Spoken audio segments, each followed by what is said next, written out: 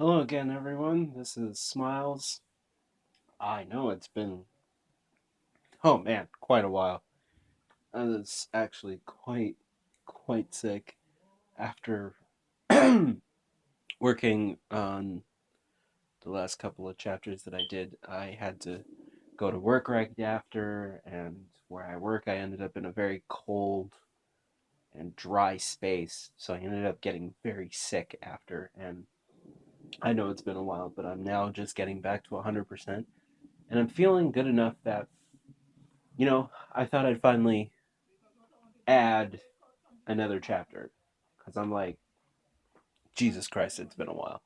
I also, um, if this really depends on like which comes out first, because I'm also at the moment uploading my very first video of a Let's Play that I'm doing. I've recorded some of, I think it's like two two videos, yeah. And so that'll be coming up pretty soon, and I hope you guys will really enjoy that.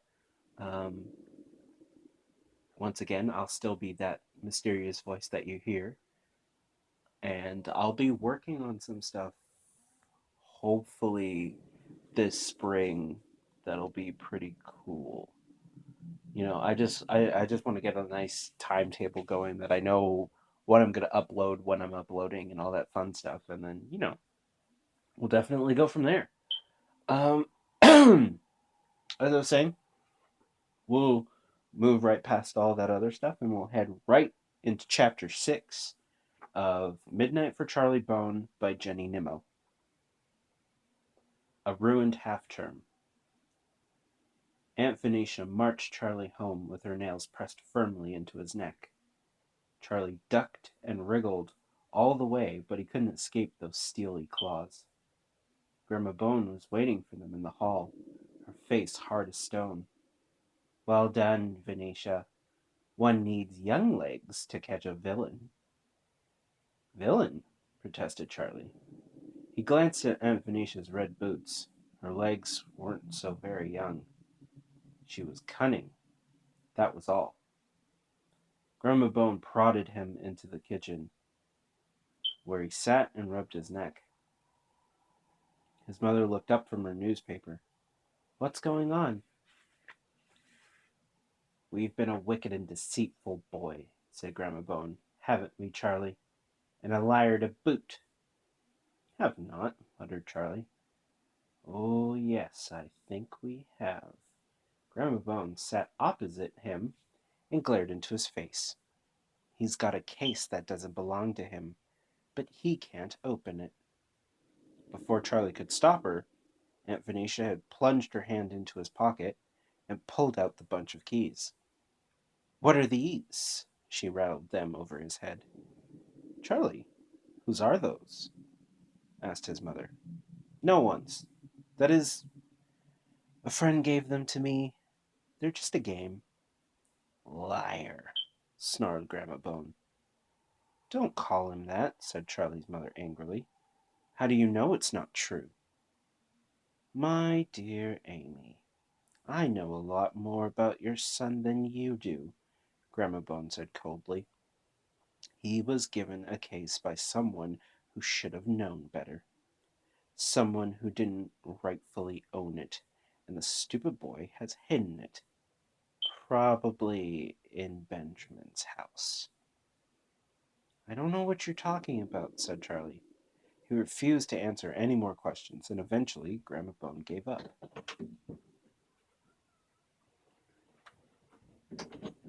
With a sinister smile, Aunt Venetia dropped the keys on the table. Better take them back to where they belong, she said almost sweetly. Charlie grabbed the keys. You haven't heard the last of this, warned Grandma Bone. Leave him alone, said Charlie's mother. Perhaps we will. For a while. Grandma Bone gave Venetia a knowing look. We have other fish to fry. To Charlie's great relief, the two sisters put on their hats and gloves and swept out into the street. To bother someone else, no doubt. If Benjamin was their intended victim, they'd never get past Runner Bean. Charlie, what's going on? His mother asked when they were alone. It's nothing, Mum. Grandma Bone wants to know everything, but I've got a right to my secrets, haven't I? Of course. But this seems a rather serious sort of secrets. Can't you tell me what it is? His mother looked so concerned.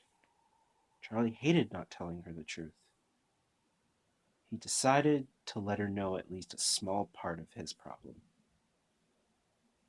It's about a baby, he began. A baby? His mother gasped. Charlie wished she wouldn't look so frightened. It's all right. I haven't stolen one or anything. It's not even a baby now. It's a girl. She's about the same age as me. When she was a baby, her mom died, and her dad swapped her for something else. What? His mother's hand flew to her mouth. It's horrible, isn't it? Anyhow, her father's just died, and her only living relative wants to see her again, but she can't find her. So I'm going to. You, Charlie? You can't go around looking for lost children. This girl could be anywhere.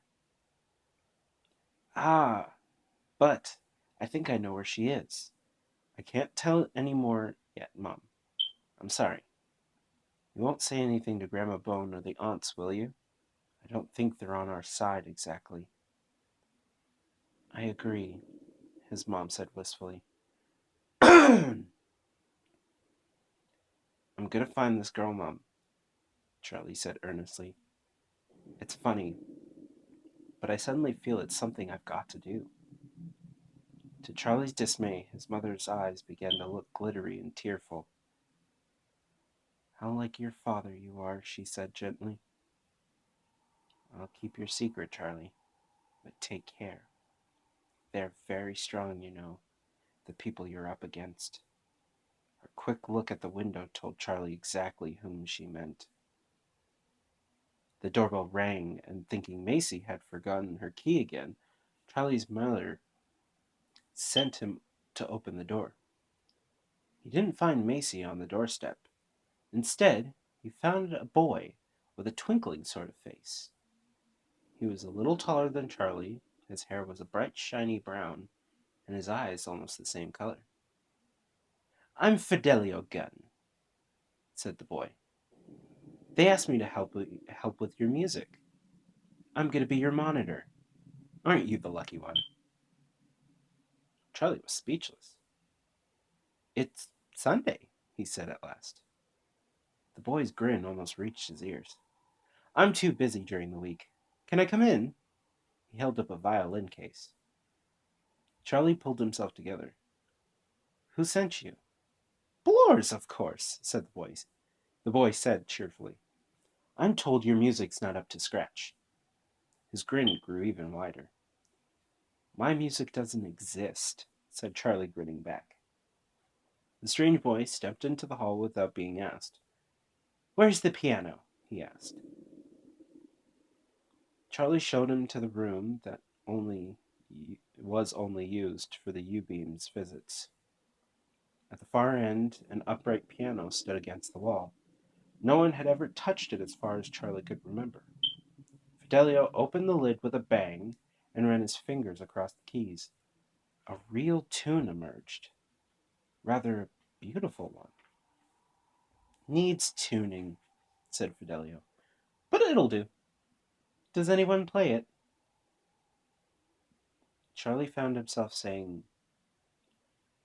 Perhaps my father did. I don't know.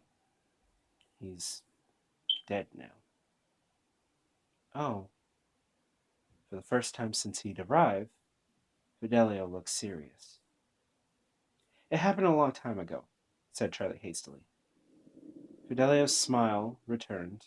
He pulled out the piano stool, sat down, and played loud and merrily. What are you doing? Charlie's mother stood in the doorway, her face a ghostly white. "Hello," said Fidelio. "I'm Fidelio Gunn. I've come to teach Charlie music." "Why?" asked Mrs. Bone. "Because he's one of the endowed, and although he'll probably never be a musician, he can't come to the academy knowing absolutely nothing, can he?" Fidelio gave Mrs. Bone a heartwarming smile. "I suppose not," said Charlie's mother faintly. "No one has played that piano since for a very long time." She cleared her throat, which had gone rather husky, and said, "You'd better get on then," and went out, closing the door behind her. Charlie wasn't sure he liked people knowing he was endowed. "How did you know about me being, you know?" he asked Fidelio. "If you're going to be in the music department and you can't play a sausage, then you must be one of them," said Fidelio. "The rest of us are geniuses." Charlie was intrigued. "Are there many of us?" "Not many," said Fidelio. "I don't know you all. Some of you are actually talented as well as endowed. What can you do, by the way?" Charlie didn't feel ready to talk about the voices. "Tell you some other time," he said. Fidelio shrugged. "That's okay. Now, let's get on with the music." They began with chopsticks, and to Charlie's great surprise, only after a few horrible mistakes, he actually managed to play some bass notes with both hands while Fidelio picked out the tune. At the end of an hour, Charlie could play scales in several different keys and even an arpeggio. Fidelio was a very noisy teacher. He hopped around Charlie, tapping his feet, rapping the piano, and shouting out the beat. Finally, he took it out on his violin and began to accompany Charlie. They made a great sound. "Got to go now," sang Fidelio, flourishing his bow. "I'll be back next Sunday." He pulled a sheaf of paper out of his music case and handed them to Charlie. "Study these and learn the notes. Okay?" "Okay." Charlie's head was still ringing with the music as he saw Fidelio out.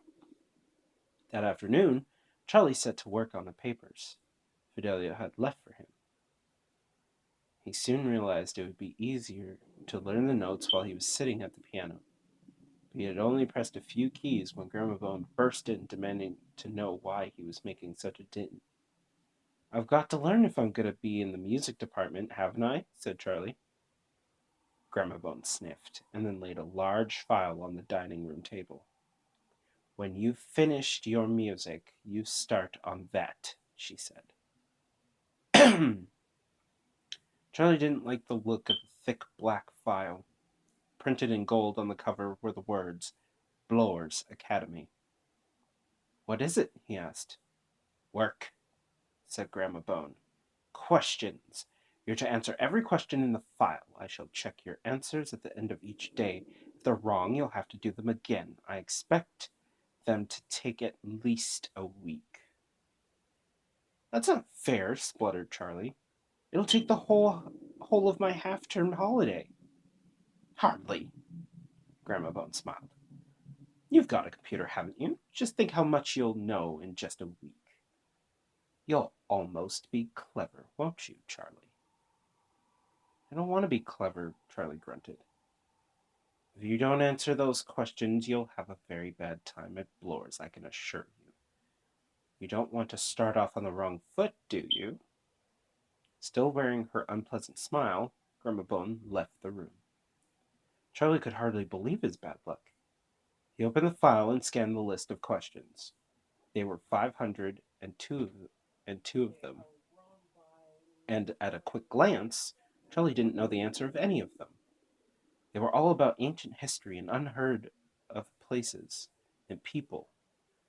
The worst ones were mathematical and scientific. Even with a computer, it would take him ages just to get even halfway through. Charlie groaned. He left his music and carried the black file upstairs. As he passed his uncle's door, his uncle's door, he had an idea. He knocked hastily. "What?" was an unfamiliar, cross voice. "It's me, Uncle Payne," said Charlie. "I'm sorry to disturb you, but I've got a really bad problem and I need some help." "Come in, then," his uncle said with a sigh. Charlie walked in. Uncle Payne's room looked anything except more chaotic than before. He even had bits of paper stuck to his sleeves. "What's the problem?" Payton asked. Charlie took the file to his uncle's desk. "Grandma Bone says I've got to answer all these questions in a week. There are more than 500 of them." His uncle whistled and said, "A tall order, Charlie."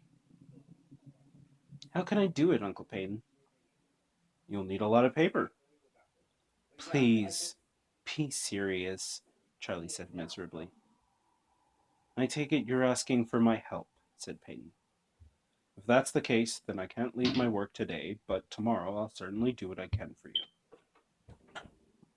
My general knowledge is considerable. We'll make a short work of this, I'm sure." He tapped the black file. "Now, take the offensive-looking thing away, and please, leave me in peace." "Thanks, Uncle Payne. Thanks. Thanks." Filled with gratitude, Charlie bounced to the door. But this time, before he left, he couldn't help but stop himself from asking, "What exactly is your work, Uncle Payne?" "I'm writing a book," his uncle said without looking up. "I've always been writing it, and probably always will be." "What's it about?" "It's a history, Charlie." Payne was now scribbling furiously in his notebook. "A history of the U-beams and their ancestor, the Red King." There it was again. The Red King. Who was he? Charlie asked. Who was he? Payne stared at Charlie as if he weren't really seeing him, as if his thoughts were far away. "One day, I'll be able to tell you more. For the moment, all I can say is that he was a king who disappeared." Oh, Charlie decided it would be best to disappear while his uncle was still in a good mood. He shut the door very quietly behind him. Uncle Payne kept his word. Each day he joined Charlie in his room, and together they worked their way through the long list of questions. Payton hadn't been exaggerating about his general knowledge. It was considerable. Charlie worked on 100 questions a day. That way, his uncle told him, he'd be finished by Friday night and could have a free weekend before he went to the academy. In the evenings, Grandma Bone allowed Charlie to open the piano and play the notes Fidelio had given him to memorize. But one day he forgot. He was so hungry, he went to the kitchen and began eating bread and butter. After a few bites, his head sank down on the table and he fell asleep. He woke up to find Grandma Bone holding his head up by his hair. "Music, Charlie," she barked at him. "No supper until you've done your music." Charlie dragged himself to the piano.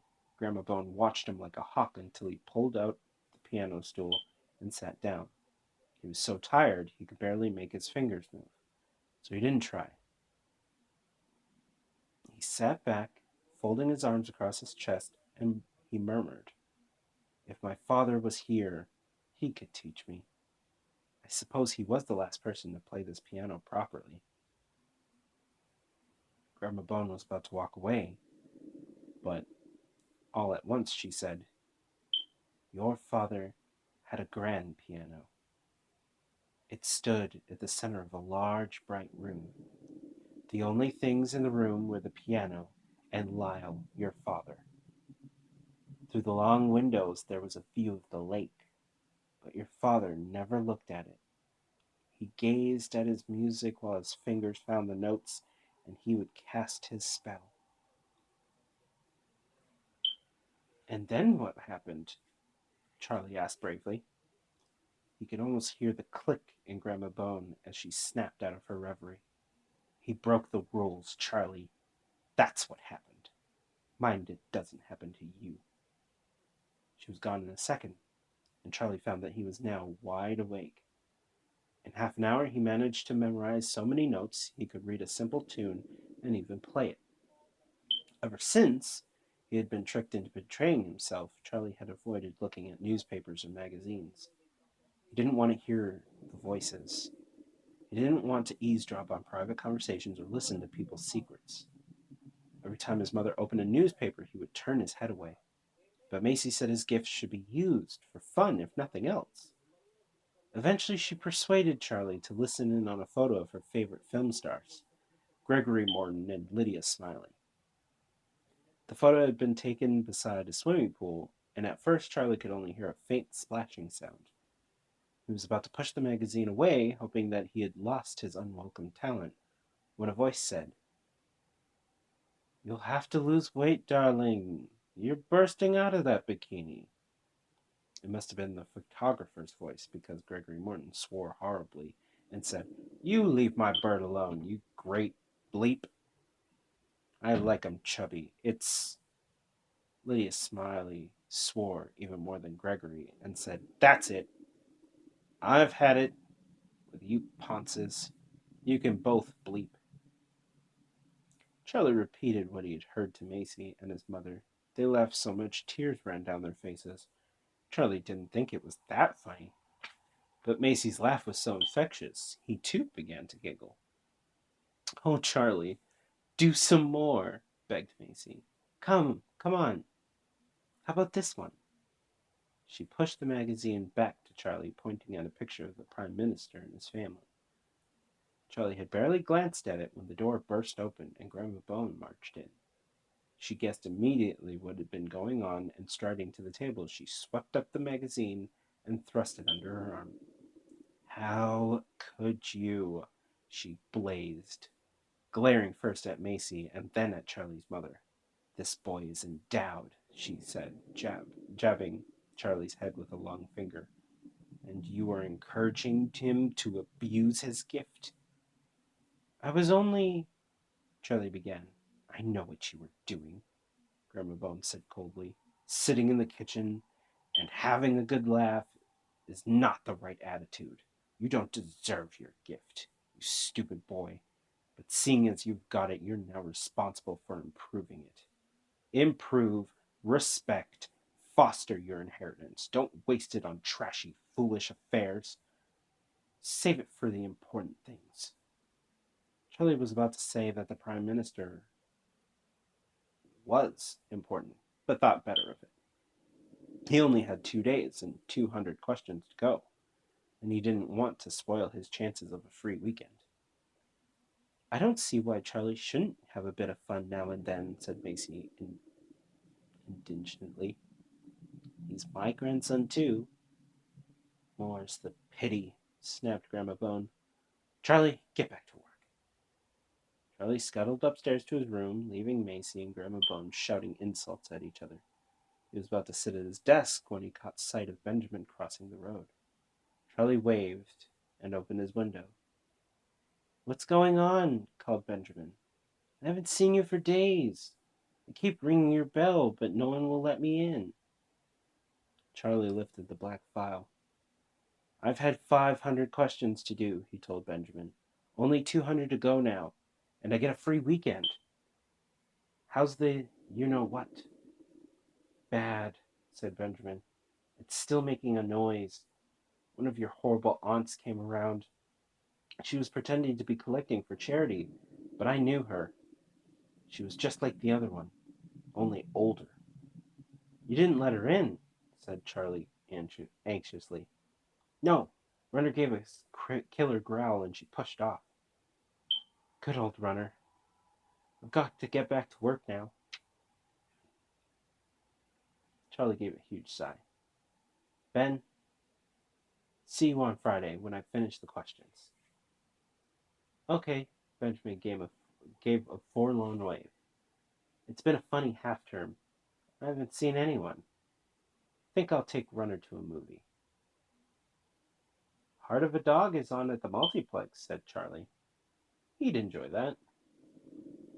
He closed the window and went back to his questions. But he found it almost impossible to concentrate. He kept thinking about the silver case. What was in it? And why were the U-beams so keen to get it? And there we are. That is the end of this chapter. And as always, thank you guys very much for listening. And I hope you enjoyed. And, if you guys want to follow and continue hearing me and seeing what else I'll post, you know what? Like and subscribe. And if you want to converse or, just see whatever other info I'll be putting on there, you can follow me on Twitter. I'll put the description below. As always, thank you for listening, and I hope you enjoyed.